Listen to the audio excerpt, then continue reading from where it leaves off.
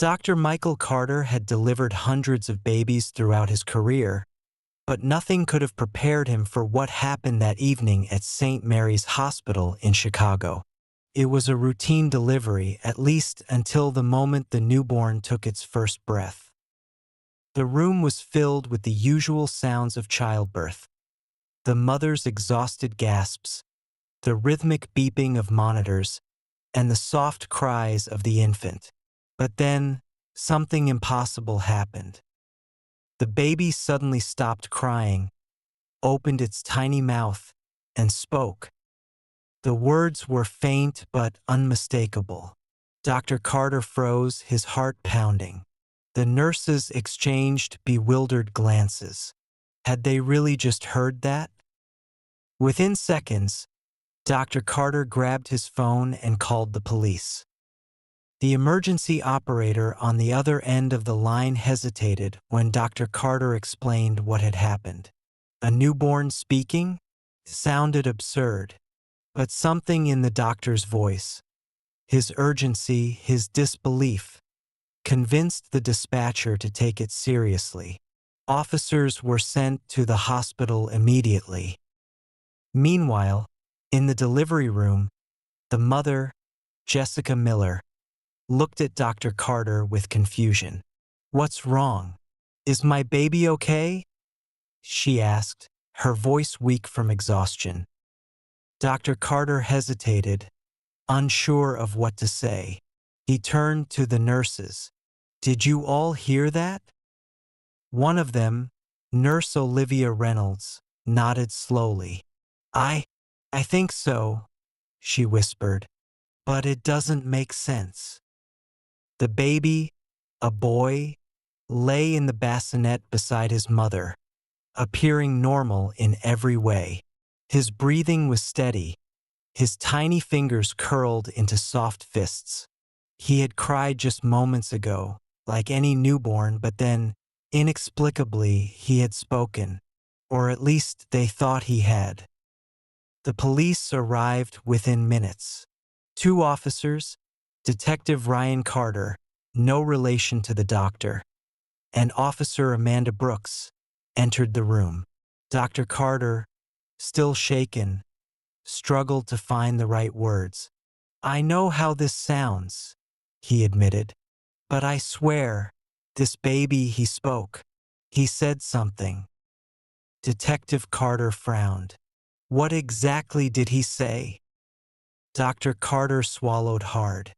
He said, "Help me." The room fell silent. The mother's face turned pale. "Help you? What does that mean?" she whispered, clutching the hospital blanket. Detective Carter glanced at his partner before turning back to Dr. Carter. "Is there any chance you misheard? Maybe it was just a noise that sounded like words."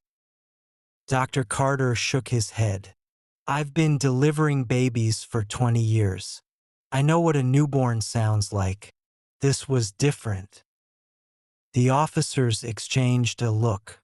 A newborn speaking was scientifically impossible, but the fear in the doctor's eyes was real. Then, just as the tension reached its peak, the hospital intercom crackled to life with an urgent announcement. "Code blue in room 317. Immediate assistance required." Room 317. That was Jessica Miller's assigned room. Dr. Carter's heart skipped a beat. That's this room," he murmured. The officers instinctively reached for their radios as a nurse rushed in, eyes wide. "Doctor, we have a problem. The baby's birth records. Something's not right." Everyone turned to her in shock. "What do you mean?" Dr. Carter asked. The nurse hesitated, her hands trembling as she held out a medical chart. "According to our system, this baby wasn't supposed to be born today." Dr. Carter snatched the chart from the nurse's hands, his pulse quickening. The officers moved in closer, peering over his shoulder. The document listed the mother's name, Jessica Miller, along with standard medical details, except for one glaring discrepancy. The expected due date, April 15th, 2025. The current date, March 27th, 2025. The baby had been born 3 weeks early, which wasn't unusual. But what sent a chill down Dr. Carter's spine was the note attached to the file, flagged in bold red letters. Fetal monitoring record missing. Last recorded ultrasound, January 2025. No prenatal visit logs since. Jessica's voice broke the silence. What does that mean? Is something wrong with my baby? Dr. Carter tried to keep his voice calm. Jessica, when was your last checkup? She hesitated. I had one in January. Then my insurance changed, and I couldn't get another appointment. Detective Ryan Carter stepped forward. So, there's no medical record of the baby's condition for almost 3 months? The nurse shook her head. Not in our system. Dr. Carter's mind raced.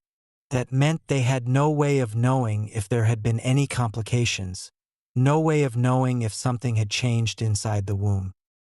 The baby suddenly let out a sharp cry, his tiny hands twitching. Jessica instinctively reached for him, but as soon as she touched his skin, she gasped and pulled back. He's freezing, she whispered. Dr. Carter placed his fingers on the baby's forehead. It's cold. That wasn't normal. Newborns were supposed to be warm, their bodies adjusting to the outside world. He grabbed a thermometer and pressed it against the baby's skin. Temperature, 89.6 degrees Fahrenheit, 32 degrees Celsius. Too low. Dangerously low. This doesn't make sense, Dr. Carter murmured. If his body temperature were this low, he should be unresponsive. Yet the baby was awake, alert, and had spoken. The officers exchanged a look. Then Officer Brooks, who had been silent until now, took a deep breath. Doctor, I think we need to check something. She turned to Jessica. Miss Miller, where have you been in the last 3 months? Jessica blinked, confused. At home? Why? The detective's voice was firm. Have you noticed anything strange? Any missing time? Any unusual experiences? Jessica paled. What are you suggesting? Dr. Carter watched as Detective Carter reached into his pocket and pulled out a folded piece of paper. He handed it to Jessica. It was a missing persons report, dated February 10th, 2025. The name on it was Jessica Miller. Her hands trembled as she read it. This has to be a mistake. I wasn't missing. But when she looked up, the expressions on the officers' faces told her otherwise. Then, from the bassinet, the baby let out another sound. This time it wasn't a cry. It was a word. Silence gripped the room. Jessica clutched the hospital blanket, her breathing uneven. Did you all hear that? Her voice wavered. No one answered right away. Dr. Carter's fingers clenched around the thermometer. Detective Carter and Officer Brooks exchanged a quick glance, both visibly unsettled. The baby's voice had been soft, barely above a whisper, but there was no mistaking it. He had said, "Run." Dr. Carter, ever the scientist, forced himself to breathe. This had to have a rational explanation. A newborn's vocal cords weren't developed enough for speech. Maybe it was an auditory illusion. Maybe. A loud knock interrupted his thoughts. Bang, bang, bang. The sudden noise made everyone jump. A nurse peeked into the room, her face pale. Doctor, there's someone asking for Ms. Miller. Jessica's head snapped up. Who? The nurse hesitated. He says he's your husband. Jessica frowned. That's impossible. I don't have a husband. Dr. Carter felt a cold shiver run down his spine. Did he give a name? The nurse swallowed hard. He just said, "Tell Jessica it's time to go home." Jessica shook her head. I don't know anyone who. She stopped abruptly, her expression changing. A flicker of something, confusion, then fear. Detective Carter stepped forward. Ma'am, do you recognize that voice? Jessica opened her mouth, but no sound came out. Then, before she could respond, the lights in the hospital flickered. The machines monitoring the baby beeped erratically. Then silence. Every screen in the room went black. Dr. Carter turned to the officers, his pulse pounding. This isn't normal. Hospital power backups should have kicked in. Detective Carter grabbed his radio. Dispatch. We need backup at St. Mary's. Static. Officer Brooks tried her own radio. Nothing. Jessica gripped the bed rails, her knuckles white. I think I remember something, she whispered. Her breathing grew unsteady. The last thing before I gave birth. I was in my car, driving home from work. Then there was a bright light. Dr. Carter froze. A light. Jessica nodded. I thought it was a truck's headlights. But it wasn't.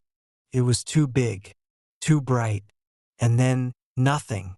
I woke up here in labor. Detective Carter's jaw tightened. You were reported missing for over a month.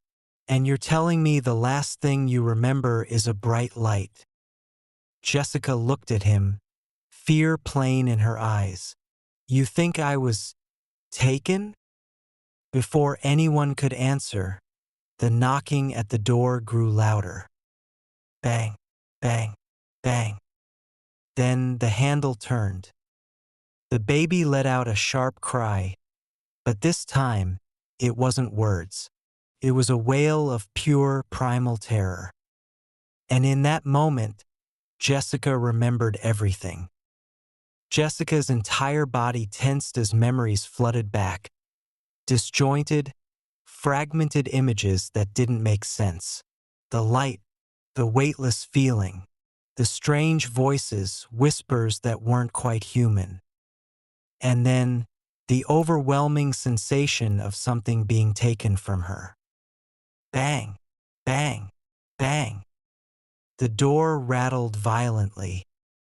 Detective Carter drew his gun. Step away from the door, he barked. Officer Brooks followed suit, positioning herself near Jessica's bed. Dr. Carter's heart pounded. This was a hospital, not a crime scene. Why did it suddenly feel like they were trapped in something much bigger than themselves? Jessica clutched the baby protectively, her voice barely above a whisper. I remember now. I wasn't supposed to come back. Dr. Carter turned to her sharply. What do you mean? Tears welled in her eyes. They took me. I don't know who or what, but they put something inside me. And then I woke up here having this baby. She looked down at the infant, her hands shaking. I don't even know if he's mine. A chill ran through the room. Before anyone could process what she had said, the door handle stopped moving. Silence. Then the crying stopped. Dr. Carter turned to the baby. His tiny chest still rose and fell, but his eyes, previously squeezed shut, were now wide open. And he was staring at the door. Jessica whimpered. "He knows who's out there." A long, dreadful pause. Then, from the other side of the door, a man's voice. Calm, steady, unfamiliar. "Jessica," it said. "It's time." Jessica screamed. Detective Carter didn't hesitate. He yanked the door open, and the hallway was empty. No man, no footsteps, just the eerie hum of fluorescent lights flickering overhead. Then, from down the corridor, a nurse screamed. Dr. Carter's stomach dropped. Something was very wrong. Jessica clutched the baby, her entire body trembling. "We need to leave. Now." Officer Brooks kept her gun raised, scanning the hallway. "Doctor, is there another way out of this room?" Dr. Carter nodded. "A secondary exit leads to the neonatal unit."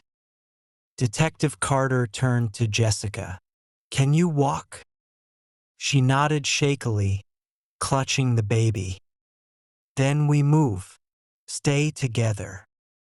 As they made their way to the back exit, the hospital lights flickered again. And then, for just a second, every monitor in the hospital displayed the same words: "Return the child." Dr. Carter's breath caught in his throat as he saw the words flash across every monitor. "Return the child." Jessica clutched the baby to her chest, her body trembling. "No, no, I'm not giving him up." Detective Carter turned to the doctor. "Is there another exit besides the neonatal unit?" Dr. Carter shook his head.